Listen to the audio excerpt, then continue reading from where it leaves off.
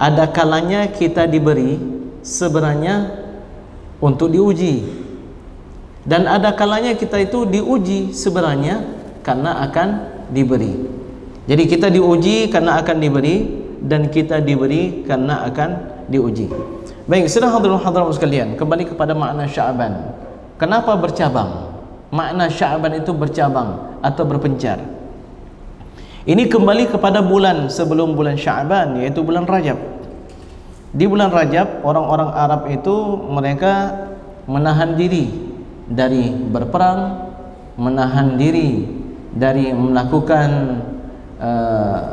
perampasan, perompakan dan seterusnya.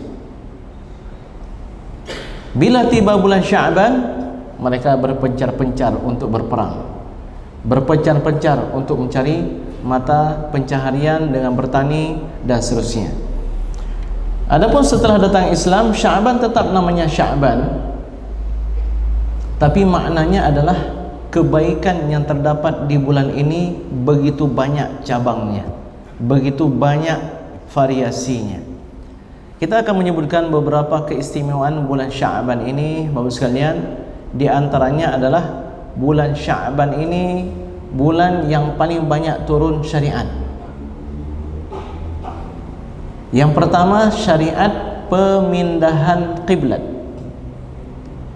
Dari masa nabi-nabi terdahulu, tersebutlah dari masa Nabi Daud alaihissalam, Nabi Sulaiman alaihissalam, Nabi Ilyasa, Yunus, Zakaria, Yahya, Isa, hingga ke Nabi Muhammad sallallahu alaihi wasallam. Itu kiblat kita pertama sekali ke arah Masjidil Aqsa atau ke arah Baitul Maqdis, dinamakan dengan Al-Masjid Al-Aqsa. Subhanalladzi asra bi'abdihi lailan minal masjidil haram ilal masjidil aqsa. Al-Aqsa artinya yang paling jauh, karena masjid yang paling jauh yang ada di atas muka bumi di waktu itu setelah Masjidil Haram adalah Masjidil Aqsa. Paling jauh dari Masjidil Haram adalah Masjid Al-Aqsa. Dinamakan dengan Baitul Maqdis, rumah yang suci, ya, karena orang-orang Bani Israel dahulu ya sangat menjaga kesucian Baitul Maqdis tersebut. Tersebutlah misalnya wanita suci yang bernama Siti Maryam. Dia beribadah, mensucikan diri, menjaga diri di Baitul Maqdis. Sebelumnya Nabi Zakaria juga demikian, dan nabi-nabi terdahulu juga demikian. Maka dinamakan dengan Baitul Maqdis. Jadi ringkas cerita, Nabi Muhammad SAW ketika berada di Mekah itu kiblatnya kemana? Ke Masjidil Aqsa. Nabi SAW Isra dan Mi'raj, pulang membawa syariat salat 5 waktu. Kemana kiblatnya? Ke arah Masjidil Aqsa. Nabi berhijrah ke Madinah, kiblat salatnya kemana? Masjidil Aqsa. Setahun Nabi SAW di Madinah, kiblatnya kemana? Ke Masjidil Aqsa. Hingga tiba bulan Sya'ban, ya, di tahun 2 Hijriah. Berarti berapa lama? Nabi pertama tiba di Madinah itu di bulan Rabiul Awal. Rabiul Awal hingga ke Rabiul Awal di tahun kedua, 12 bulan. Rabiul Akhir, Jumadil Awal, Jumadil Akhir, Rajab, Sya'ban. Berarti 12 tambah 5 bulan, 17 bulan Nabi SAW di Madinah menghadap dalam kiblat salatnya ke arah Masjidil Aqsa. Bila tiba bulan Sya'ban, turunlah ayat فَلَنُوَلِّيَنَّكَ قِبْلَةً تَرْضَاهَا فَوَلِّ وَجْهَكَ شَطْرَ الْمَسْجِدِ الْحَرَامِ. Kami akan palingkan engkau wahai Muhammad ke arah kiblat yang kau sukai, maka palingkanlah wajahmu ke arah Masjidil Haram. Itu di tahun 2 Hijriah. Yang menarik di situ Bapak sekalian, kalau masalahnya hanya sekedar ke arah Masjidil Haram, turun ayat seharusnya falanwalliyannaka syatral Masjidil Haram, fawalli wajhaka syatral Masjidil Haram. Tapi kenapa sebelum fawalli wajhaka syatral Masjidil Haram ada penggalan ayat falanwalliyannaka qiblatan tardaha, kami akan palingkan engkau wahai Muhammad ke arah kiblat yang engkau sukai. Kenapa ada kata demikian? Karena Allah Subhanahu wa taala menyukai yang disukai oleh Rasulullah sallallahu alaihi wasallam. Allah ridha terhadap yang Rasulullah sallallahu ridha. Jadi kalau seandainya Allah Sang Maha Pencipta, yang Maha Berkuasa dan pemilik seluruhnya menyukai yang disukai oleh Rasulullah sallallahu alaihi wasallam, maka mengapa kita selaku umat Nabi Muhammad sallallahu alaihi wasallam tidak suka dengan yang disukai oleh Nabi Muhammad sallallahu alaihi wasallam? Masih ada pilih-pilih lagi. Ini sunnah loh. Yang ini boleh kan? Boleh. Kalau boleh udah saya pilih yang lain aja. Allah aja suka dengan yang disukai oleh Nabi Muhammad sallallahu alaihi wasallam. Seharusnya kita juga menyukai yang disukai oleh Nabi Muhammad sallallahu alaihi wasallam. Jadi itu syariat yang pertama yang terdapat di bulan Sya'ban. Kemudian di bulan Sya'ban juga turun syariat yang kedua, yaitu syariat anjuran untuk memperbanyak selawat. Karena itu bulan Sya'ban dinamakan juga dengan bulan selawat. Bapak Ibu sekalian yang suka berselawat, bila tiba bulan Sya'ban perbanyak lagi selawatnya. Kenapa perbanyak selawat? Karena firman Allah Subhanahu wa taala dalam surat Al-Ahzab ayat 56. Innallaha wa malaikatahu yusalluna 'alan nabi. Sesungguhnya Allah dan para malaikatnya berselawat kepada Nabi. Masya Allah, Allah dan para malaikatnya berselawat kepada Nabi. Subhanallah. Ya ayyuhalladzina amanu sallu alaihi. Maka wahai orang-orang yang beriman, berselawatlah kalian juga kepada Nabi. Wasallimu taslima. Dan ucapkanlah salam kepada sang Nabi dengan sebenar-benarnya salam. Para sahabat ketika turun ayat ini mengatakan, ya Rasulullah, kami tahu cara mengucapkan salam kepada engkau. Assalamualaikum ya Rasulullah. Tapi bagaimana cara kami berselawat kepada engkau? Karena selawat itu, Bapak sekalian, itu bentuk kata jamak dari solat. Memang bahasa Indonesia solat dengan selawat beda. Padahal kalau dalam bahasa Arab, solat dengan selawat itu dari akar kata yang sama. Salatun itu satu salat. Usalli salatul isya, karena satu salat, salat isya. Kalau dua salat, hal anta sallaita, apakah kamu sudah salat maghrib dan isya? Kita akan mengatakan apa? Salatani. Salatani. Hal sallaita salatai al-maghribi wal isya? Kalau seandainya salatnya lebih dari dua, itu bukan lagi salat atau salatani, tapi salawat. Jadi salawat itu artinya apa? Salat, salat, salat. Lebih dari 2, 3, 4, 5 dan seterusnya. Hafizu 'ala as-salawati was-salatil wusta. Jagalah oleh kalian salat-salat yang 5 itu. Jadi apa salat yang 5 itu? Salawat was-salatil wusta, dan salat pertengahan. Ada ulama mengatakan yang dimaksudkan dengan salat pertengahan ini adalah salat asar. Ada juga yang mengatakan salat zuhur. Namun kalau Imam Asy-Syafi'i, as-salatul wusta, salat pertengahan itu adalah semua salat. Karena semua salat itu berada di pertengahan. Salat maghrib berada di pertengahan antara asar dan isya. Salat isya juga salat pertengahan, yaitu pertengahan antara maghrib dan subuh, dan demikian seterusnya. Jadi intinya para sahabat ketika datang perintah untuk memperbanyak salat kepada Nabi, mereka bertanya-tanya, apa maksud kami bersalat kepada Nabi? Apakah setiap kali bertemu dengan Nabi kami rukuk, kami sujud dan seterusnya? Kemudian Rasulullah sallallahu alaihi wasallam menjelaskan, bacalah oleh kalian Allahumma salli ala Muhammad wa ala ali Muhammad kama sallaita ala Ibrahim wa ala ali Ibrahim wa barik ala Muhammad wa ala ali Muhammad kama barakta ala Ibrahim wa ala ali Ibrahim fil alamin innaka Hamidum Majid. Ini hadis rawahu Al-Bukhari. Dan ternyata dalam Sahih Al-Bukhari lafaznya itu lebih dari satu sirahnya.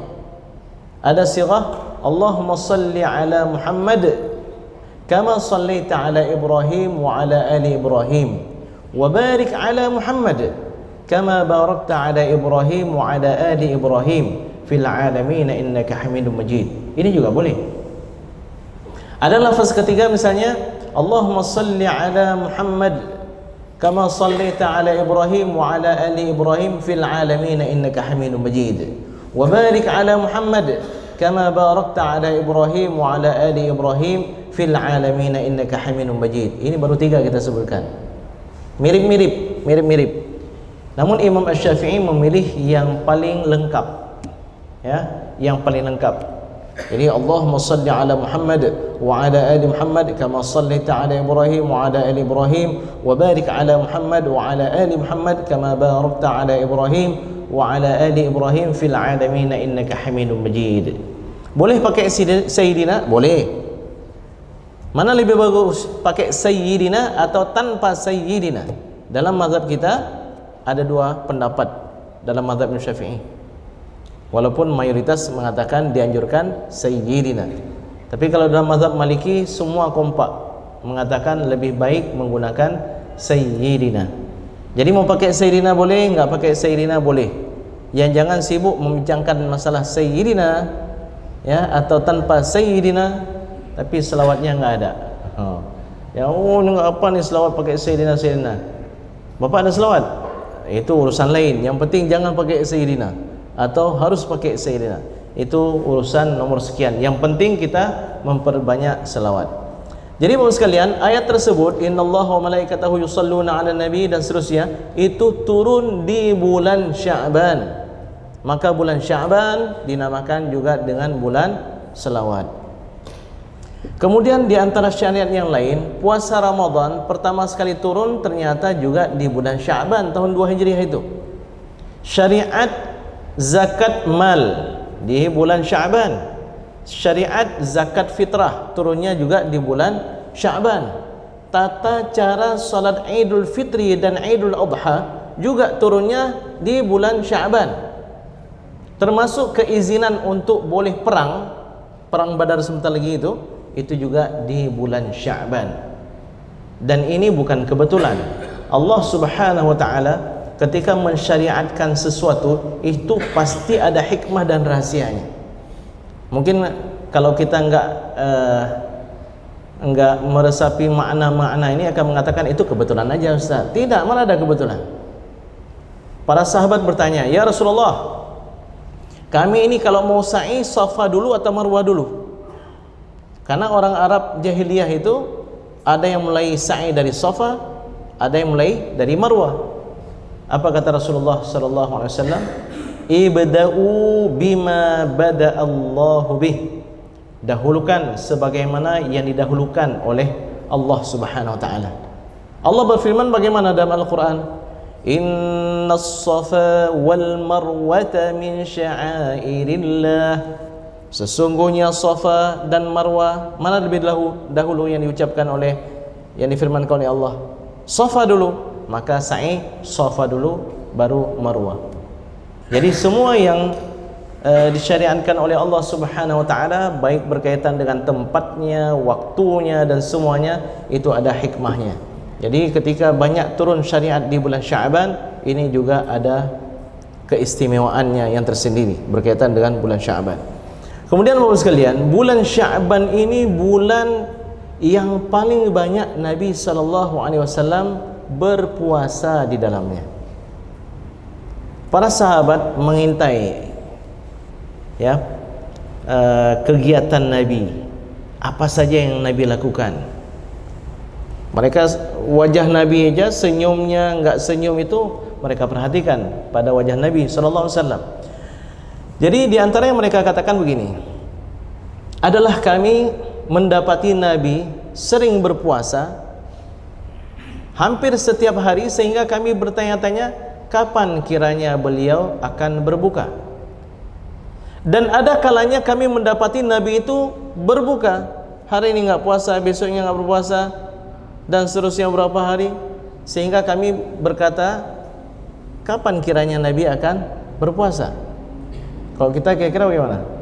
Berbuka terus, kapan kiranya kita akan berpuasa? Nabi ada kalanya beliau berpuasa terus, sehingga kami bertanya-tanya kapan beliau enggak berpuasa.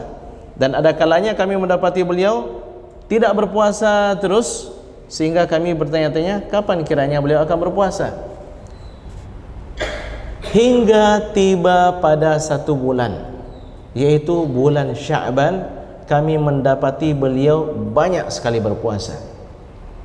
Lalu para sahabat mengirimkan sahabat kecil yang sangat disayangi oleh Nabi SAW, yang bernama Usamah bin Zaid.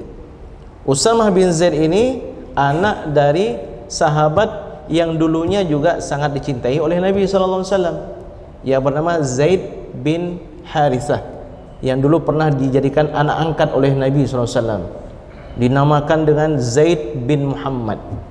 Lalu turun ayat membatalkan anak angkat, nasab kembalikan kepada ayahnya, enggak boleh nama kalian, harus kepada nama ayahnya.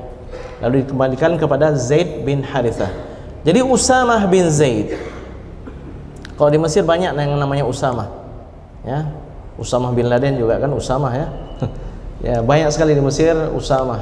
Jadi mungkin urutannya setelah Muhammad, Ahmad, Mustafa, Abdullah, Abdurrahman, itu termasuk Usamah. Tapi kalau di daerah kita jarang-jarang yang bernama Usamah, ya. Jadi Usamah bin Zaid mengatakan, "Ya Rasulullah, kami mendapati engkau di bulan Sya'ban banyak sekali berpuasa. Apa perihal ya Rasulullah?" Rasulullah sallallahu alaihi wasallam menjelaskan, "Dzaka syahrun yaghfalu anhu katsirun minan nas." Ini bulan Sya'ban, ini bulan yang banyak sekali manusia melalaikannya. Baina Rajab wa Ramadan, antara bulan Rajab dan bulan Ramadan. Maksudnya apa? Kalian terlalu peduli, manusia terlalu banyak peduli dengan Rajab dan Ramadan, melupakan yang di tengah-tengahnya ini. Kalau kalian tahu bahwa Rajab itu mulia, Ramadan juga mulia, ketahuilah sesuatu yang diapit oleh dua kemuliaan, yang di tengah-tengahnya itu juga mulia. Kemudian Rasulullah SAW menjelaskan tambahan, wa huwa syahrun turfa'u fihil a'mal ilallah. Ini bulan Sya'ban, ini bulan diangkatnya, dilaporkan amalan manusia kepada Allah Subhanahu wa ta'ala. Jadi ini hari-hari yang kita lalui ini, teman-teman sekalian, ini masa-masa amalan kita dilaporkan kepada Allah Subhanahu wa ta'ala. Para ulama sangat menganjurkan agar kita menghidupkan bulan Sya'ban ini.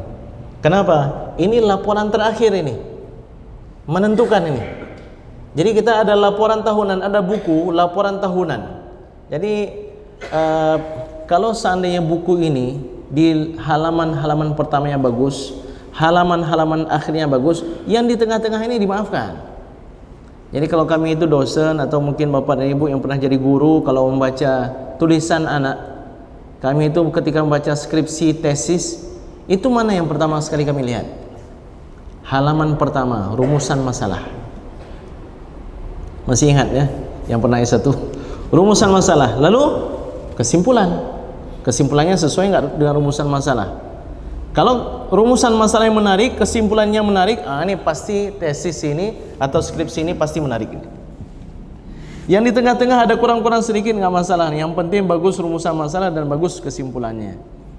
Begitulah dia buku laporan amalan kita dalam 1 tahun ini, Bapak-Ibu sekalian. Rata-rata kita bagus di halaman pertama. Kalau halaman pertama itu bulan Ramadan, di bulan Ramadan kita membaca Al-Quran, tarawih, amalan-amalan sunnatnya, belum lagi amalan wajibnya, puasa, kita jaga bagaimana puasa kita jangan hilang pahalanya, dan seterusnya dan seterusnya. Jadi apa yang harus kita perhatikan berikutnya? Halaman akhir daripada buku laporan tahunan amalan kita ini, yaitu bulan Sya'ban. Wa uhibbu an yurfa'a 'amali wa ana shaim, dan aku suka ketika diangkat amalanku, aku tercatat sedang dalam kondisi berpuasa. Demikian yang disabdakan oleh Rasulullah sallallahu alaihi wasallam. Dalam hadis yang diriwayatkan oleh Imam Muslim dalam sahih beliau dari Sayyidah Aisyah radhiyallahu anha, beliau mengatakan kana Rasulullah sallallahu alaihi wasallam yasumu Sya'ban kullah. Adalah Nabi berpuasa di bulan Sya'ban sepenuhnya. Kana yasumu illa qalila. Beliau berpuasa di bulan Sya'ban kecuali hanya beberapa hari yang beliau tidak berpuasa. Jadi maksudnya Bapak sekalian, ini kita harus tahu ini keagungan bulan Sya'ban nih, jangan terlewatkan demikian saja. Ya, jangan terlewatkan demikian saja. Sayyidah Aisyah mengatakan, adalah aku layaknya kaum wanita beberapa hari di bulan Ramadan tidak berpuasa, dan aku tidak bisa mengqadanya karena kedudukan diriku di sisi Rasulullah sallallahu alaihi wasallam. Bila tiba bulan Sya'ban, aku melihat Rasulullah SAW banyak berpuasa, maka aku pun ikut berpuasa bersama beliau. Jadi bapak-bapak cek ini, orang rumahnya, anak-anak di rumahnya sudah mengqadha atau belum Ramadan tahun lalu. Kalau belum diqadha, ingatkan mereka untuk mengqadha. Wah, macam mana kami mau berpuasa ya? Ayah selalu bawa makanan enak sekali ya di siang hari dan seterusnya. Kalau begitu bapak, mari kita puasa untuk membantu ya istri kita dan anak-anak perempuan kita ya. Kemudian sekalian, walaupun puasa di bulan Sya'ban ini dianjurkan, tapi ada satu hal yang perlu kita ketahui bersama, bahwa Rasulullah sallallahu alaihi wasallam bersabda, "Idzan tasafa Sya'ban fala tasum."